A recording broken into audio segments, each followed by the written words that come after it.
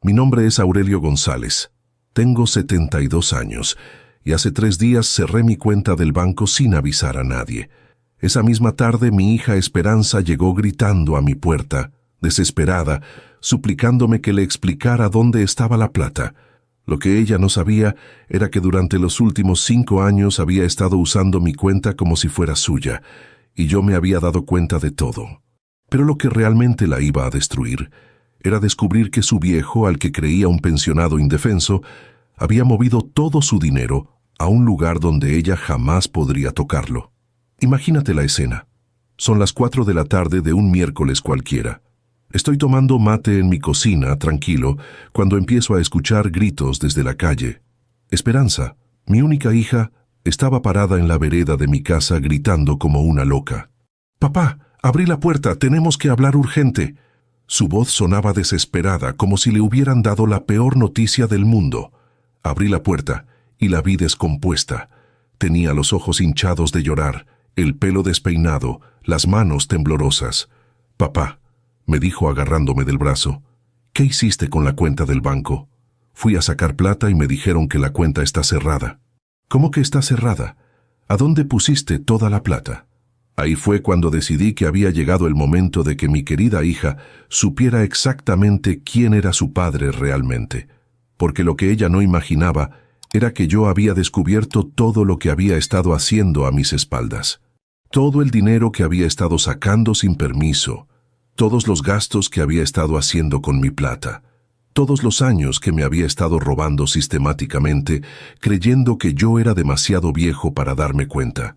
Pero antes de contarte lo que pasó ese día, tengo que explicarte cómo llegamos hasta acá, porque esta historia empezó hace mucho tiempo, cuando Esperanza era una nena que me adoraba y yo creía que había criado a la mejor hija del mundo. Escucha hasta el final y decime si vos harías lo mismo que hice yo. También contame desde qué ciudad me estás escuchando, porque lo que vas a escuchar te va a cambiar la manera de ver a las familias para siempre. Esperanza nació cuando yo tenía 35 años. Su madre, Dolores, murió en el parto. Fue la tragedia más grande de mi vida, ganar una hija y perder a mi esposa el mismo día. Los médicos me dijeron que había habido complicaciones, que no habían podido hacer nada. Me quedé parado en el pasillo del hospital sosteniendo a esa nena de 3 kilos que lloraba como si supiera que acababa de quedar huérfana. Durante los primeros meses no sabía ni cómo cambiarle los pañales. Mi hermana Carmen me enseñó todo: cómo preparar la mamadera, cómo hacerla dormir, cómo saber si estaba enferma. Aurelio me decía, «Esa nena necesita una madre. ¿No pensaste en casarte otra vez?» Pero yo no podía ni imaginarme con otra mujer que no fuera Dolores. Los primeros años fueron duros. Esperanza lloraba mucho de noche y yo me levantaba cada 2 horas. Trabajaba en obras de construcción durante el día y de noche era papá y mamá al mismo tiempo. Había noches que me quedaba dormido en el sillón con ella en brazos, muerto de cansancio. Pero cuando Esperanza empezó a caminar y a hablar, todo cambió. Su primera palabra fue «papá», y casi me largo a llorar ahí mismo. A los 2 años ya era una personita con carácter propio. Era inquieta, curiosa, siempre preguntando por qué de todo. Los vecinos me decían que era igualita a su madre en el carácter. Me levantaba a las 5 de la mañana, la bañaba, le daba el desayuno, la llevaba a lo de mi hermana Carmen, que vivía a 6 cuadras de casa. Carmen tenía 3 hijos propios, pero siempre recibía a Esperanza como si fuera una más. A las 6 de la tarde, cuando terminaba el trabajo, pasaba a buscarla corriendo para llegar antes de que se hiciera muy de noche. Los fines de semana los pasábamos juntos haciendo todo tipo de actividades. La llevaba al Parque Rivadavia, donde tenían juegos para chicos. Ella se subía a la hamaca y me gritaba, «Más alto, papá, más alto». Nunca le tuve miedo a nada. Era muy valiente para ser tan chiquita. Después íbamos a la confitería a tomar un submarino y ella me contaba todo lo que había aprendido en la semana. Cuando empezó el jardín de infantes, las maestras me llamaron para decirme que Esperanza era una nena muy inteligente, pero que extrañaba mucho a su mamá. A veces preguntaba por qué ella no tenía mamá como sus compañeritas. Yo no sabía qué decirle.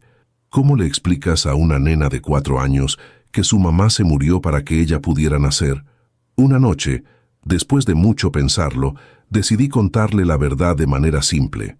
Esperanza, le dije, tu mamá te quería tanto que dio su vida para que vos pudieras nacer. Está en el cielo cuidándote y yo estoy acá en la tierra cuidándote también. Vos tenés doble protección. La nena me miró con esos ojitos grandes que tenía y me dijo, ¿y mamá me ve cuando juego? Sí, mi amor, le dije, te ve todo el tiempo. Desde ese día, Esperanza empezó a hablarle a su mamá antes de dormir. Le contaba cómo había sido su día, qué había aprendido en el jardín, qué travesuras había hecho. Yo me quedaba escuchando desde la puerta y se me partía el corazón de emoción. Esa nena había encontrado la manera de tener una relación con la madre que nunca conoció. Cuando tenía 6 años, empezó la escuela primaria. Era la mejor alumna de la clase, siempre traía 10 en las pruebas. Las maestras me decían que era excepcional, que tenía una inteligencia muy desarrollada para su edad. Pero lo que más me gustaba era que era una nena buena, solidaria con sus compañeros, respetuosa con los maestros. Los actos del colegio eran mi momento de mayor orgullo. Esperanza siempre tenía partes especiales porque era muy buena estudiante y se expresaba muy bien. Yo llegaba al acto con el mameluco de trabajo, sucio de cemento y pintura, pero no me importaba. Me sentaba en primera fila y la aplaudía como un loco cuando salía a recitar poesías o a cantar el himno. Una vez, cuando tenía 8 años, me dijo algo que me marcó para siempre. «Papá, ¿vos te arrepentís de no haberte casado otra vez?» Sus compañeritas le habían estado preguntando por qué ella no tenía mamá y por qué su papá estaba solo. Le dije que no, que tenerla a ella me completaba. Pero ella insistió, ¿no te sentís solo a veces? Era una pregunta muy profunda para una nena de 8 años. Le dije que sí, que a veces me sentía solo, especialmente de noche, cuando ella ya estaba dormida. Pero que no cambiaría mi vida por nada del mundo, porque tenerla a ella era lo mejor que me había pasado. Esperanza me abrazó y me dijo, «Cuando sea grande voy a cuidarte como vos me cuidás a mí». Durante los años de la escuela primaria, nuestra rutina era perfecta. Yo trabajaba hasta las 5, pasaba a buscarla por el colegio, volvíamos a casa juntos. Ella hacía la tarea en la mesa de la cocina, mientras yo preparaba la cena. Después comíamos mirando televisión, y antes de dormir le leía cuentos. Los fines de semana los dedicábamos a hacer cosas especiales, ir al cine, al zoológico, a la costanera. Esperanza era muy sociable, siempre traía compañeritas a casa. Yo me había acostumbrado a tener la casa llena de nenas que venían a jugar, a hacer la tarea, a quedarse a comer. Era como tener varias hijas. Todas me decían, «Tío Aurelio», y me trataban con mucho cariño. Creo que veían en mí al papá que todas hubiéramos querido tener. Cuando empezó la escuela secundaria, las cosas cambiaron un poco. Esperanza ya era una adolescente y necesitaba más independencia. Había empezado a interesarse por los chicos, por la ropa, por salir con amigas. Yo trataba de darle espacio, pero al mismo tiempo cuidarla. No era fácil ser padre soltero de una adolescente. Los sábados por la noche se juntaba con sus amigas y yo me quedaba despierto hasta que volviera. Le había dado permiso para salir hasta las 11, pero siempre llegaba puntual. Nunca me dio problemas con las salidas, con los estudios o con la conducta. Era una chica responsable que entendía que yo hacía todo lo posible por darle una vida normal. Cuando tenía 15 años, empezó a hablarme de ser médica. Había visto una película sobre doctores y se había quedado fascinada. «Papá», me decía, «quiero ayudar a la gente como los médicos ayudaron a mamá cuando yo nací. Aunque no pudieron salvarla, sé que hicieron todo lo posible. Yo quiero hacer eso por otras familias». Me emocionó mucho escucharla hablar así, no solo porque había elegido una profesión noble, sino porque había conectado su vocación con la historia de su mamá. Era como si Dolores la estuviera guiando desde el cielo hacia una carrera donde podía honrar su memoria ayudando a otras madres. Durante los últimos años del secundario, Esperanza se volvió aún más estudiosa. Sabía que para entrar a medicina necesitaba las mejores notas, así que se dedicaba en serio. Yo la ayudaba como podía, pero en materias como física y química ya no podía seguirle el ritmo. Contraté profesores particulares para que la prepararan bien. El día que se recibió del secundario con promedio de 9,5, hice la fiesta más grande del barrio. Invité a todos los vecinos, a mis compañeros de trabajo, a las maestras que habían sido importantes en su educación. Esperanza estaba radiante con su vestido blanco y su medalla de mejor promedio. Ese día sentí que había cumplido con Dolores. Había criado sola a nuestra hija y la había convertido en una mujer excepcional. Trabajaba en obras de construcción por toda la provincia. Me levantaba a las 5 de la mañana, la dejaba en lo de mi hermana Carmen y volvía al atardecer muerto de cansancio. Pero cuando llegaba a casa y Esperanza corría a abrazarme gritando «¡Papá!», toda la fatiga del día desaparecía. Era mi pequeña princesa, mi razón de vivir, mi proyecto más importante. Los fines de semana los pasábamos juntos. La llevaba al parque, le compraba helado, le leía cuentos antes de dormir. Esperanza era una nena muy despierta. A los 5 años ya sabía leer, a los 7 ayudaba a los vecinos con las tareas del colegio. Todos decían que iba a ser una profesional exitosa, y yo me sacrifiqué para que así fuera. Cuando terminó el secundario con las mejores notas, decidí que iba a estudiar medicina. Era su sueño desde chica, pero la carrera era cara, muy cara. Las cuotas de la universidad privada, los libros, los materiales, todo costaba una fortuna que yo no tenía. Pero no me importó. Vendí el terreno que había comprado para construir mi casa propia, y con esa plata pagué sus primeros años de estudio. Cuando terminó el secundario con las mejores notas, decidí que iba a estudiar medicina. Era su sueño desde chica, pero también era mi sueño para ella.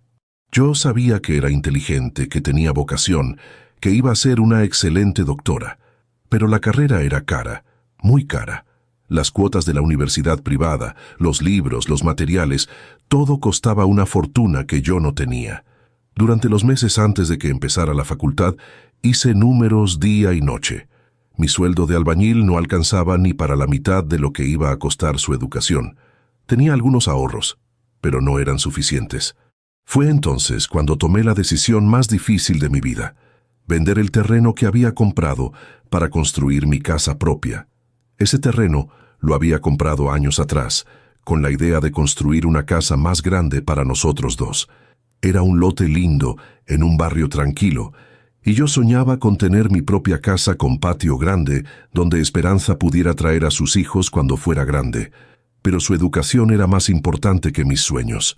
Cuando le conté a Esperanza que había vendido el terreno para pagarle los estudios, se largó a llorar. «Papá, no tenías que hacer eso. Puedo estudiar en la universidad pública, puedo trabajar y estudiar al mismo tiempo». Pero yo le dije que no, que ella iba a estudiar en la mejor universidad y se iba a dedicar solo a eso. Había trabajado toda mi vida para darle esa oportunidad. Durante los 6 años que duró su carrera, mi vida fue un sacrificio constante. Me levantaba a las 4:30 de la mañana para llegar temprano a la obra y poder hacer horas extras. Trabajaba de lunes a sábado y los domingos hacía changas arreglando techos, pintando casas, lo que fuera que me diera unos pesos extra. No me compré ropa nueva durante esos 6 años. Usaba la misma campera de trabajo hasta que se me rompió, los mismos zapatos hasta que se me gastaron las suelas completamente. Mi hermana Carmen me retaba: «Aurelio, tenés que cuidarte un poco. Andas hecho un indigente». Pero cada peso que no gastaba en mí era un peso que podía darle a Esperanza. Vivía en una pieza de pensión cerca de Constitución. Era un cuarto pequeño, húmedo, con una cama, una mesita y un ropero viejo. Compartía el baño con otros huéspedes y cocinaba en una cocina común que siempre estaba sucia. Pero no me importaba. Esperanza tenía un departamento chiquito pero limpio cerca de la facultad, y eso era lo que me importaba. Cada mes, cuando llegaba la boleta de la universidad, yo pagaba sin chistar, aunque eso significara comer fideos toda la semana. A veces tenía que pedir prestado dinero para llegar a fin de mes, pero nunca dejé que Esperanza supiera las dificultades que estaba pasando. Quería que se concentrara en estudiar, no en preocuparse por la plata. Los primeros años de la carrera fueron los más duros. Esperanza tenía que comprar libros carísimos, microscopio, guardapolvos, materiales para las prácticas. Cada cosa que necesitaba era un golpe al presupuesto. pero yo siempre encontraba la manera de conseguir la plata. A veces empeñaba herramientas de trabajo, otras veces pedía adelantos en la obra. Un día Esperanza me llamó llorando porque necesitaba un libro que costaba el equivalente a una semana de mi sueldo. Papá, me dijo, ya no puedo más. Es demasiado sacrificio para vos. Capaz es mejor que deje la carrera y me ponga a trabajar. Le dije que estaba loca, que ya habíamos llegado muy lejos como para abandonar ahora. Al día siguiente empeñé mi reloj, el único recuerdo que tenía de mi padre, para comprarle ese libro. Durante el tercer año de la carrera, me lesioné la espalda en una obra. Me caí de un andamio y estuve un mes sin poder trabajar. Esperanza quiso dejar de estudiar para cuidarme y trabajar, pero yo no la dejé. Trabajé con dolor durante meses, tomando pastillas para aguantar la jornada laboral, porque no podía permitirme perder días de trabajo. Los fines de semana que Esperanza venía a visitarme a la pensión, yo limpiaba el cuarto como podía y compraba facturas para el desayuno. Era mi momento de felicidad de la semana. Ella me contaba todo lo que estaba aprendiendo, me mostraba los libros, me explicaba cosas de anatomía que yo no entendía, pero escuchaba fascinado. Papá, me decía, cuando sea médica te voy a comprar una casa linda. Te voy a devolver todo lo que estás haciendo por mí. Yo le decía que no tenía que devolverme nada, que verla convertida en doctora ya era el pago más grande que podía recibir. Pero en el fondo, me emocionaba pensar que tal vez algún día íbamos a vivir cómodamente. Cuando estaba en cuarto año, Esperanza consiguió una beca de estudio por sus excelentes notas. Era una beca parcial que cubría la mitad de la cuota mensual. Ese día llamé a mi hermana Carmen llorando de emoción. Era el primer respiro que tenía en 4 años. Con esa ayuda pude empezar a ahorrar un poco para cuando Esperanza se recibiera. El día de su graduación fue el más feliz de mi vida. Me puse mi único traje, el mismo que había usado para casarme con Dolores 25 años antes. Estaba gastado y me quedaba un poco chico, pero era lo mejor que tenía. Cuando escuché Doctora Esperanza González, sentí que se me salía el corazón del pecho. Durante 6 años me sacrifiqué como un animal para bancarle la carrera. Trabajaba 12 horas por día. Los fines de semana hacía changas. No me compré ropa nueva en años. Vivía en una pieza alquilada para que ella pudiera estudiar tranquila. Cada peso que ganaba iba para sus estudios, su comida, su ropa, sus libros. Cuando se recibió de médica, hice la fiesta más grande de mi vida. Invité a toda la familia, a todos los vecinos, a mis compañeros de trabajo. Estaba tan orgulloso de mi hija la doctora. Mira lo que logró esta chica, les decía a todos. Salió de una familia de obreros y ahora va a salvar vidas. Esperanza consiguió trabajo en el hospital provincial. Al principio ganaba poco, así que seguí ayudándola económicamente. Le pagaba el alquiler de su departamento, le daba para la comida, le compraba ropa para que fuera bien vestida al trabajo. Después de tantos años de sacrificio, ver a mi hija profesional, exitosa, independiente, me llenaba de orgullo. Cuando conoció a Ricardo, su marido, yo estaba feliz. Era un buen muchacho, contador, trabajador, respetuoso conmigo. Se casaron cuando ella tenía 28 años. La boda fue hermosa. Yo pagué todo. El vestido, la fiesta, la luna de miel. Era lo mínimo que podía hacer por mi única hija. Después nacieron mis 2 nietos, Valentina y Joaquín. Cuando los conocí, sentí que mi vida había valido la pena.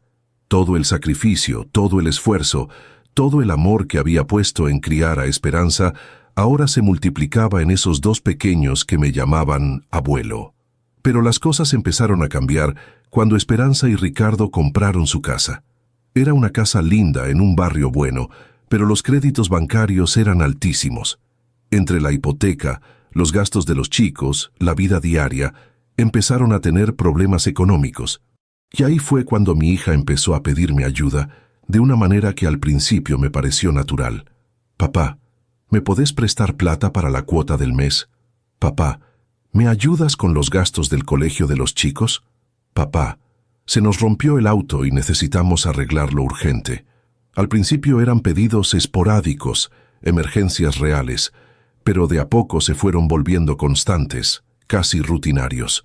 Como yo ya estaba jubilado y vivía modestamente, siempre encontraba la manera de ayudarla. Mi jubilación no era mucha, pero había aprendido a ahorrar durante años. Además, después de tanto tiempo trabajando en construcción, había hecho algunas inversiones que me daban algo extra de dinero cada mes. El problema empezó cuando las ayudas se volvieron obligaciones. Esperanza ya no me preguntaba si podía ayudarla. Simplemente me decía cuánto necesitaba y cuándo. Y yo, que la quería tanto, que había sacrificado toda mi vida por ella, no sabía cómo decirle que no. Un día Esperanza me propuso algo que en su momento me pareció lógico. Papá, me dijo, ¿por qué no me das una copia de tu tarjeta de débito? Así, cuando necesite algo urgente, puedo sacar directamente y después te aviso. Es más práctico para los dos. Vos no tenés que andar yendo al banco todo el tiempo. Le dije que sí. Confiaba en mi hija completamente. Era médica, era profesional, era responsable. ¿Cómo no iba a confiar en ella?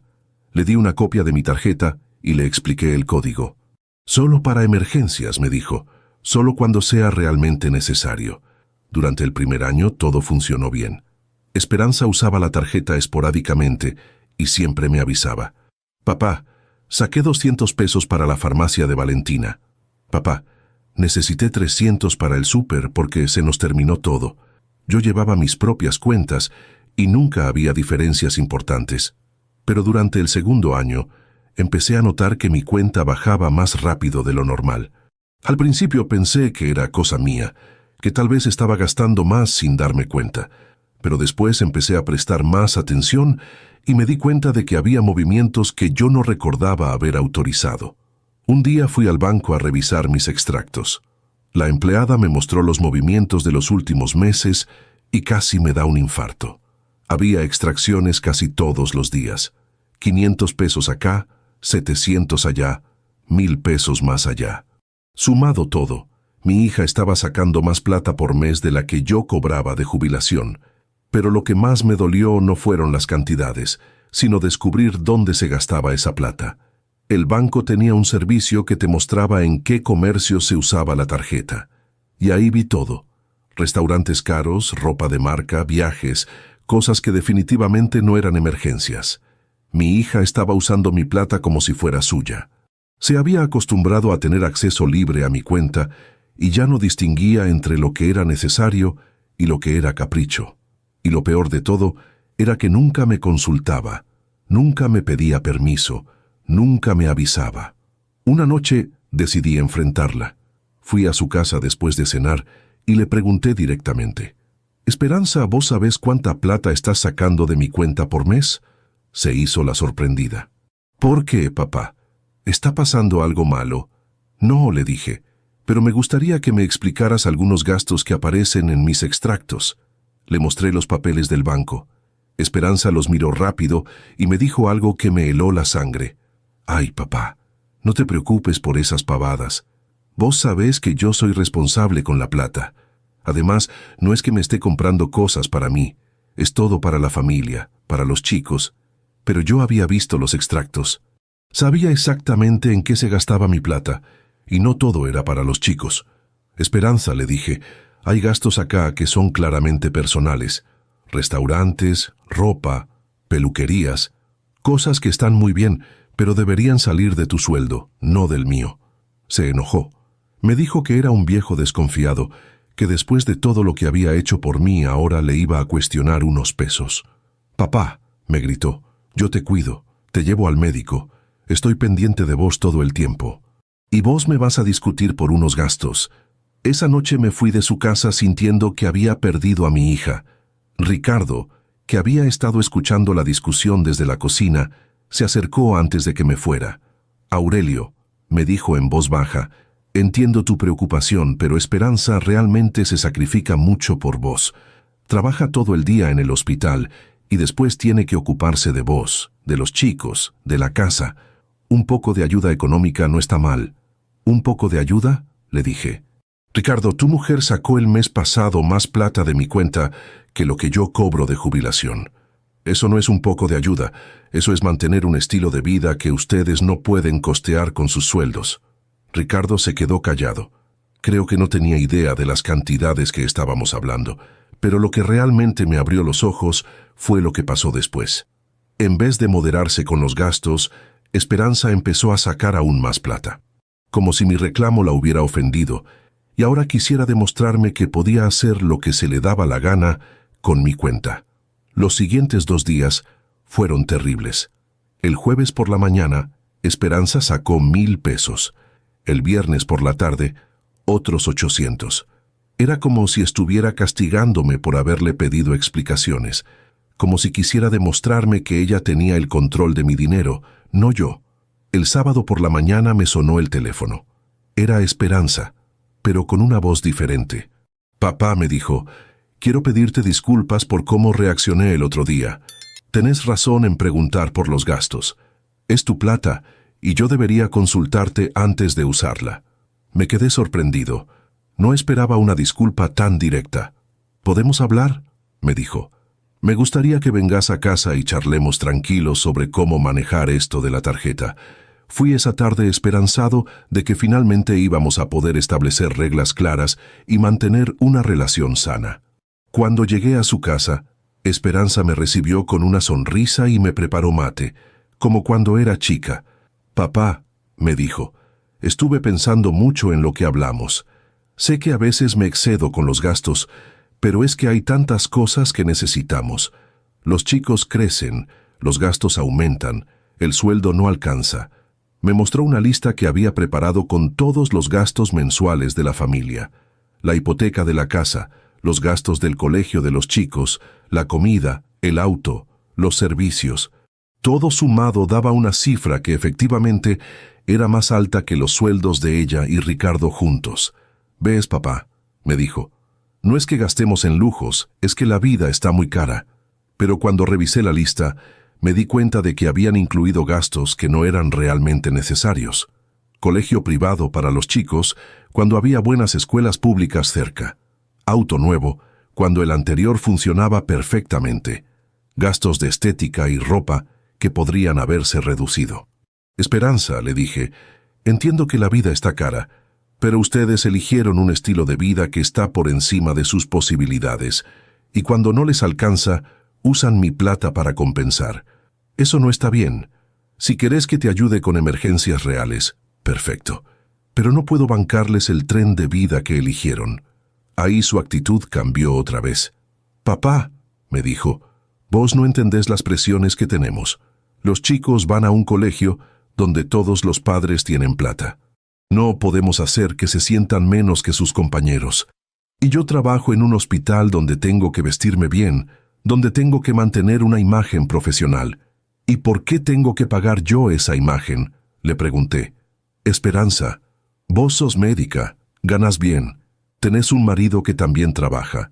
Si decidieron tener un nivel de vida alto, está perfecto, pero tienen que bancárselo ustedes. Yo no soy su socio capitalista». Esa conversación terminó peor que la primera. Esperanza me dijo que era un viejo egoísta, que después de todo lo que había hecho por mí durante años, ahora me ponía mezquino con la plata, que ella era mi única familia, que cuando me pusiera viejo y enfermo iba a necesitar de su cuidado y que eso también valía dinero. Cuidado. Esa palabra me quedó dando vueltas en la cabeza durante días. Esperanza veía su relación conmigo como un intercambio comercial. Ella me cuidaba y yo le pagaba con acceso libre a mi cuenta bancaria. Ya no éramos padre e hija, éramos proveedor y cuidadora. Durante los siguientes 3 años el abuso se intensificó. Esperanza sacaba plata todos los días, a veces varias veces por día. Ya no se molestaba en avisar, ya no se molestaba en pedir permiso, ya no se molestaba en dar explicaciones. Usaba mi tarjeta como si fuera suya. Lo peor era que las visitas se habían vuelto puramente funcionales. Esperanza venía a mi casa cuando necesitaba algo o cuando tenía que llevarme al médico. Ya no charlábamos como antes, ya no me contaba de su vida, ya no traía a los chicos a pasar el fin de semana conmigo. Nuestra relación se había convertido en una transacción económica donde yo ponía la plata y ella ponía la presencia mínima indispensable. Los domingos, que antes eran sagrados para nosotros, se volvieron otra obligación más. Esperanza venía con los chicos, pero siempre tenía prisa. Llegaba al mediodía, almorzábamos algo rápido, y a las 3 ya se estaban yendo porque tenían que hacer otras cosas. 1 hora y media por semana era todo el tiempo que mi hija podía dedicarme, y en esa 1 hora y media la conversación siempre giraba alrededor de mis problemas de salud o de sus problemas económicos. Nunca me preguntaba cómo me sentía anímicamente, si me sentía solo, si necesitaba compañía. Solo le interesaba saber si tenía que llevarme al médico o si podía usar mi tarjeta para algún gasto nuevo. Un día descubrí algo que me terminó de convencer de que tenía que hacer algo drástico. Estaba revisando mis extractos cuando vi un gasto muy grande en una agencia de viajes. Era una suma importante, suficiente para unas vacaciones familiares muy costosas. Llamé a Esperanza para preguntarle qué había pasado. «Ay, papá», me dijo con una naturalidad que me dejó helado. Nos fuimos con Ricardo y los chicos a Bariloche. Hacía años que no tomábamos vacaciones y los chicos lo necesitaban. Vos sabés cómo es el estrés del trabajo. «¿Y por qué usaste mi plata para eso?», le pregunté. «Porque no teníamos ahorros suficientes», me contestó, como si fuera la respuesta más obvia del mundo. Esa noche no pude dormir. Mi hija había usado mi plata para irse de vacaciones sin preguntarme, sin avisarme, como si mi cuenta bancaria fuera un fondo común familiar del que ella podía disponer libremente, y lo había hecho con una tranquilidad que me demostraba que ya no veía nada malo en eso. Al día siguiente tomé una decisión que cambiaría todo. Fui al banco temprano por la mañana y hablé con el gerente. «Quiero cancelar mi tarjeta de débito», le dije. «Y quiero abrir una cuenta nueva en otro banco, una cuenta de la que absolutamente nadie más tenga acceso». El gerente me preguntó si había tenido algún problema. «Sí», le dije, «el problema se llama familia». Pero no me quedé solo en cerrar la cuenta. Durante los últimos años, mientras Esperanza usaba mi plata como si fuera suya, yo había estado tomando otras decisiones que ella nunca imaginó que podía tomar. Decisiones que iban a cambiar completamente el equilibrio de poder entre nosotros. Porque lo que mi querida hija no sabía era que su viejo, al que creía un jubilado simple dependiente de ella, había sido mucho más inteligente de lo que aparentaba, y estaba a punto de descubrirlo de la manera más dolorosa posible. Hice las gestiones para cerrar mi cuenta un lunes por la mañana. El martes transferí todo mi dinero al banco nuevo. El miércoles por la tarde, cuando Esperanza fue a sacar plata como todas las semanas, se encontró con que la cuenta ya no existía. Y ahí fue cuando llegó gritando a mi casa, desesperada. Cuando le abrí la puerta ese miércoles y la vi en ese estado, sentí una mezcla de tristeza y satisfacción. Tristeza porque mi propia hija estaba más preocupada por no poder acceder a mi plata que por mi bienestar. Satisfacción porque finalmente iba a poder decirle todo lo que había callado durante años. «Esperanza», le dije haciéndola pasar, «séntate que tenemos que hablar». Pero ella no quería hablar, quería respuestas inmediatas. «Papá, ¿qué hiciste? Necesito esa plata urgente. Los chicos tienen gastos del colegio, tengo que pagar cuentas, el auto se rompió. Todo eran emergencias, como siempre. ¿Sabes cuánta plata sacaste de mi cuenta en los últimos 3 años?» le pregunté. ¿Tenés idea de cuánto de mi jubilación usaste para cosas que no eran urgentes ni necesarias? Esperanza me miró como si le hubiera hablado en chino. «No sé de qué me hablas, papá. Yo solo saco lo que necesito». Saqué una carpeta que tenía preparada sobre la mesa.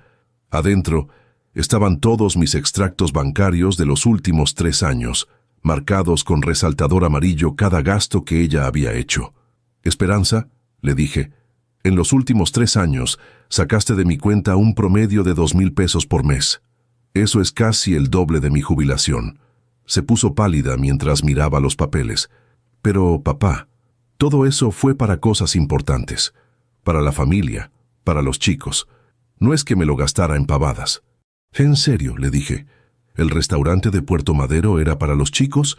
¿La ropa de marca era para los chicos? ¿Las vacaciones en Bariloche eran una emergencia?» Esperanza empezó a ponerse nerviosa. «Papá, vos sabés que yo trabajo muchísimo. Tengo derecho a darme algunos gustos. Además, siempre te cuidé. Siempre estuve pendiente de vos. Eso también vale algo, ¿no?»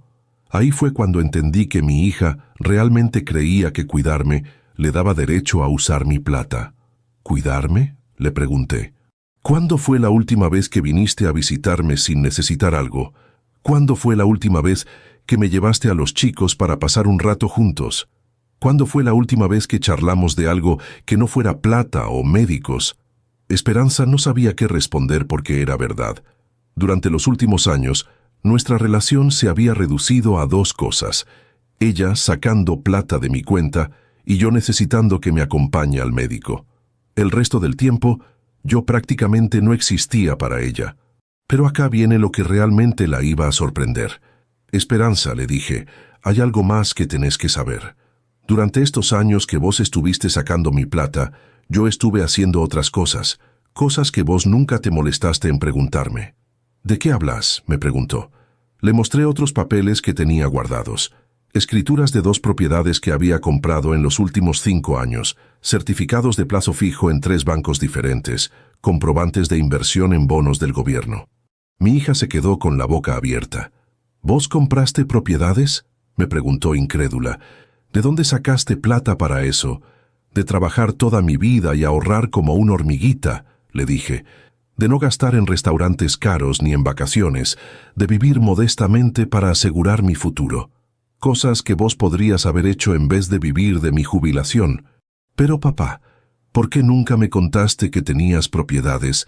¿Por qué me dejaste sacar plata de tu cuenta si tenías otros ingresos? Porque quería ver hasta dónde llegabas, Esperanza. Quería saber si realmente me veías como tu padre o como tu caja chica personal. Y llegaste muy lejos. Llegaste hasta usar mi plata para irte de vacaciones sin avisarme. Llegaste hasta enojarte conmigo cuando te pedí explicaciones.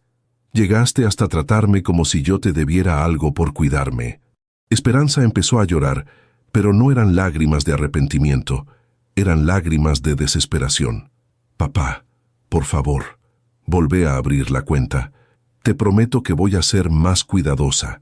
Voy a preguntarte antes de sacar plata. Voy a visitarte más seguido. Podemos arreglar esto. No, Esperanza, le dije. Ya no se puede arreglar. Porque el problema no era cuánta plata sacabas, sino que creías que tenías derecho a sacarla sin preguntarme. El problema era que me convertiste en un medio para financiar tu estilo de vida. El problema era que dejaste de verme como tu padre para verme como tu banco personal. Y eso no se arregla con promesas. Esperanza siguió insistiendo durante 1 hora, pero yo ya había tomado mi decisión. Esa noche, después de que se fuera, me sentí liberado por primera vez en años. Ya no tenía que preocuparme por revisar mi cuenta y ver cuánta plata había desaparecido. Ya no tenía que angustiarme pensando cómo hacer para que mi jubilación me alcanzara hasta fin de mes. Ya no tenía que fingir que no me daba cuenta de que mi hija me estaba robando. Los días siguientes fueron reveladores. Esperanza me llamó varias veces, pero todas las llamadas eran sobre lo mismo: la plata. Nunca me preguntó cómo estaba, nunca me propuso hacer algo juntos, nunca me pidió perdón por haberme usado todos estos años. Solo quería que le diera acceso a mi nueva cuenta. 1 semana después, vino a visitarme con Ricardo y los chicos. Pensé que finalmente había entendido que nuestra relación necesitaba repararse desde otros lugares, pero me equivoqué. En cuanto los chicos se pusieron a jugar en el patio, Esperanza y Ricardo me sentaron en el living para una conversación seria. «Papá», me dijo Ricardo, «entendemos que te hayas sentido mal con el tema de la cuenta, pero acá hay una familia que depende de tu ayuda. Los chicos tienen gastos, la casa tiene gastos, nosotros trabajamos mucho, pero no siempre alcanza. Vos sos el abuelo, tenés una responsabilidad con tus nietos». Responsabilidad. Esa palabra me hizo hervir la sangre. Toda mi vida había sido responsable con mi familia. Había criado sola a Esperanza, le había pagado la universidad, la había ayudado económicamente durante años. Y ahora me venían a hablar de responsabilidades porque yo había decidido proteger mi propia plata. «Ricardo», le dije, «mi responsabilidad como abuelo es querer a mis nietos, educarlos cuando puedo, estar presente en sus vidas. Mi responsabilidad no es financiar su educación privada, sus vacaciones o el estilo de vida que ustedes eligieron tener. Esas son responsabilidades de ustedes como padres». Esperanza se enojó. «Papá, vos no entendés. Nosotros no pedimos lujos, pedimos lo básico. Los chicos necesitan estudiar en un buen colegio, necesitan ropa decente, necesitan actividades extracurriculares. ¿Vos querés que vivan como pobres teniendo un abuelo que puede ayudarlos? ¿Lo básico?, le pregunté.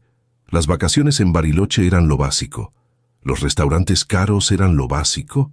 ¿La ropa de marca era lo básico? Esperanza, durante años confundiste mis ganas de ayudarte con la obligación de mantenerte. Y eso se terminó. Después de esa conversación, las visitas se espaciaron mucho. Esperanza venía solo cuando realmente necesitaba algo puntual, que la acompañe al médico si estaba enferma, que cuide a los chicos si tenía alguna emergencia. Pero las visitas familiares, los almuerzos de domingo, los momentos de charla y cariño, desaparecieron completamente. Me dolía no ver a mis nietos, pero también entendía que era parte del precio que tenía que pagar por recuperar mi dignidad. Valentina y Joaquín habían crecido viendo a su mamá usar la plata del abuelo como si fuera un derecho. Necesitaban entender que las relaciones familiares no funcionan así. 6 meses después de cerrar mi cuenta, recibí una llamada que me sorprendió. Era Ricardo, pero sonaba diferente. «Aurelio», me dijo, «¿podemos hablar? Quiero disculparme por lo que pasó. Creo que recién ahora entiendo lo que vos estabas sintiendo». Fuimos a su casa una tarde de sábado. Ricardo me explicó que había estado pensando mucho sobre nuestra conversación, que se había puesto en mi lugar y había entendido que ellos me habían usado económicamente sin darse cuenta, que Esperanza se había acostumbrado tanto a tener acceso a mi plata que ya no distinguía entre pedir ayuda y tomar lo que se le antojaba. Pero lo más importante de esa conversación fue cuando me preguntó algo que nunca nadie me había preguntado. «Aurelio, vos sos feliz viviendo solo. No te sentís aislado de la familia. ¿Qué necesitas para sentirte bien como abuelo, más allá del tema de la plata?» Esa pregunta me emocionó porque por primera vez alguien se preocupaba por mi bienestar emocional, no solo por mi cuenta bancaria. Le conté que sí me sentía solo a veces, que extrañaba mucho a mis nietos, que me gustaría tener una relación normal con mi hija, donde pudiéramos charlar de otras cosas además de plata y problemas. Ricardo me propuso algo que me gustó. «¿Qué te parece si empezamos de nuevo, pero con reglas claras? Vos mantenés tu independencia económica, nosotros nos hacemos cargo de nuestros gastos como corresponde y construimos una relación basada en el cariño, no en las necesidades económicas». Fue difícil al principio. Esperanza tardó mucho en aceptar que yo ya no iba a ser su respaldo financiero automático. Hubo discusiones, hubo tensiones. Hubo momentos donde pensé que había perdido a mi familia para siempre. Pero con el tiempo, las cosas empezaron a mejorar. Los chicos empezaron a venir a visitarme los fines de semana. Al principio Esperanza los traía de mala gana, pero después se dio cuenta de que los chicos realmente disfrutaban pasar tiempo conmigo. Jugábamos, mirábamos películas, cocinábamos juntos. Era lo que siempre había querido, ser abuelo, no banco. Esperanza también empezó a cambiar de a poco. Sin el respaldo automático de mi cuenta, tuvo que aprender a administrarse mejor. Empezó a hacer guardias extras en el hospital para tener más ingresos. Aprendió a decirle que no a algunos gastos que antes consideraba indispensables. Y lo más importante, empezó a valorarme como persona, no como fuente de financiamiento. Las conversaciones cambiaron. Ya no hablábamos solo de plata y problemas. Empezamos a hablar de sus pacientes, de sus preocupaciones como madre, de sus recuerdos de cuando era chica. Recuperamos la relación que habíamos tenido antes de que el dinero se interpusiera entre nosotros. 1 año después de haber cerrado mi cuenta, Esperanza vino a visitarme un domingo y me dijo algo que nunca voy a olvidar. «Papá, quiero pedirte perdón. Sé que te usé económicamente durante años y que no estuvo bien, pero también quiero agradecerte por haberme cortado el chorro. Me obligaste a crecer, a ser más responsable, a valorarte por quien sos». Me contó que había empezado terapia psicológica para entender por qué había desarrollado esa dependencia económica conmigo. El psicólogo le había explicado que muchas veces los hijos adultos siguen dependiendo de los padres económicamente, porque no quieren asumir completamente las responsabilidades de la adultez. También me dijo que se había dado cuenta de algo importante, que mientras ella usaba mi plata, yo no era realmente su padre, era su proveedor, y que los proveedores no reciben amor genuino, reciben gratitud interesada. Ahora que yo ya no la mantenía, ella podía quererme por quien era realmente. Esa conversación me emocionó mucho porque significaba que había tomado la decisión correcta. Cerrar mi cuenta no había sido solo para proteger mi dinero, había sido para proteger nuestra relación, para obligar a mi hija a crecer y para obligarme a mí mismo a poner límites. Hoy, 2 años después de cerrar mi cuenta, mi relación con Esperanza y mis nietos es mejor que nunca. Nos vemos seguido, pero por elección, no por necesidad. Charlamos de todo, no solo de problemas. Los chicos me ven como su abuelo, no como el señor que les paga las cosas. Esperanza aprendió a ser completamente independiente económicamente. Ya no vive por encima de sus posibilidades esperando que yo la rescate. Aprendió a ahorrar, a priorizar gastos, a vivir dentro de sus medios, y se siente orgullosa de poder mantener a su familia con su propio esfuerzo. Por mi parte, aprendí algo muy importante, que ayudar no es lo mismo que mantener. Ayudar es estar ahí cuando realmente te necesitan. Mantener es permitir que dependan de vos económicamente sin crecer como personas.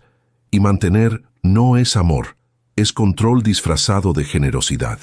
¿Sabes qué es lo más lindo de todo? Que ahora cuando mis nietos me piden algo es tiempo, no plata. Abuelo, ¿me ayudas con la tarea?